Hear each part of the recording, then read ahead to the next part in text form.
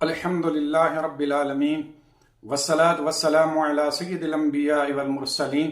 اما بعد فاعوذ باللہ من الشیطان الرجیم بسم اللہ الرحمن الرحیم۔ حضرات محترم، فرعون کے جادوگروں نے خود اپنے رضا مندی سے جادو کیا یا کہ فرعون نے ان کو جادو کرنے پر مجبور کیا؟ اس حوالے سے آیات کے درمیان ایک تعارض کی تطبیق قائم کریں گے۔ چنانچہ آیت کریمہ میں اللہ رب العزت نے ارشاد فرمایا وَمَا أَكْرَهْتَنَا عَلَيْهِ مِنَ السَّحْرِ، جادوگروں نے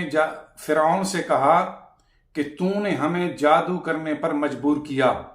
اب اس آیت کریمہ سے معلوم ہوا کہ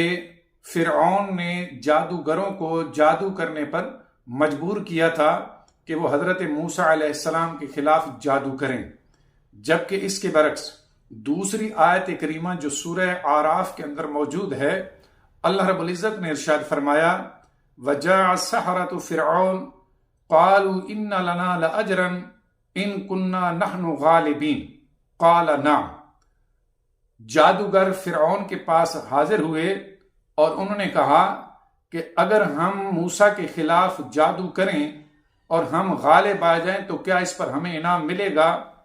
قال نعم، تو فرعون نے کہا ضرور ملے گا۔ اب اس آیت کریمہ سے معلوم ہوا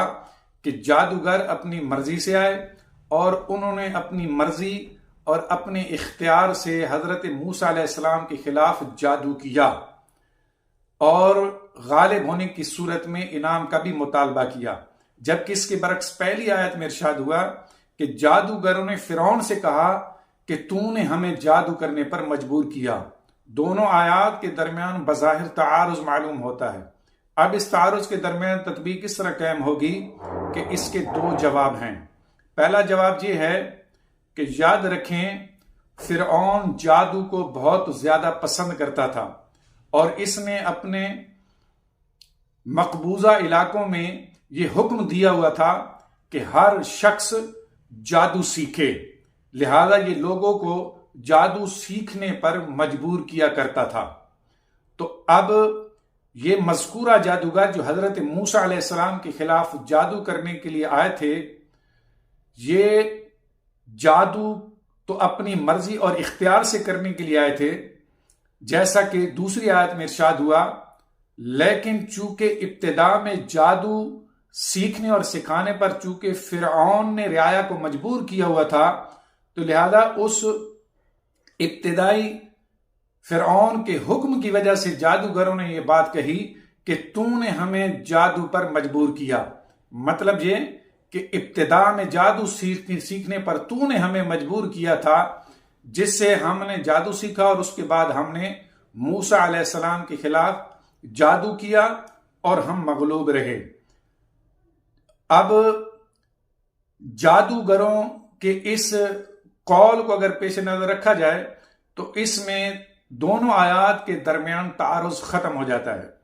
یہ تو ہے اس کا پہلا جواب۔ اس کا دوسرا جواب یہ ہے کہ یاد رکھیں کہ جادوگر ابتدا میں تو اپنی مرضی سے حضرت موسیٰ علیہ السلام کے خلاف جادو کرنے کے لیے آئے، لیکن جب انہوں نے حضرت موسیٰ علیہ السلام کا کلام سنا، حضرت موسیٰ علیہ السلام کی جاہ و جلالت کو دیکھا، تو حضرت موسیٰ علیہ السلام سے کافی متاثر ہوئے اور خوف زدہ ہوئے کہ کہیں حضرت موسیٰ علیہ السلام ہمارے اوپر غالب نہ آ جائیں۔ تو انہوں نے اس خوف کے پیش نظر فرعون سے جادو نہ کرنے پر عذر پیش کیا کہ ہم موسیٰ کے خلاف جادو نہیں کریں گے، لیکن فرعون نے اپنے دربار میں ان کو ہر طریقے سے مجبور کیا کہ وہ حضرت موسیٰ علیہ السلام کے خلاف جادو کریں۔ تو لہذا فرعون کے مجبور کرنے کی وجہ سے انہوں نے حضرت موسیٰ علیہ السلام کے خلاف جادو کیا۔ اب اگر اس تطبیق کو تسلیم کر لیا جائے تو آیات کے درمیان تعارض بھی ختم ہو جائے گا اور اس حل کے بعد اختلاف بھی ختم ہو جائے گا۔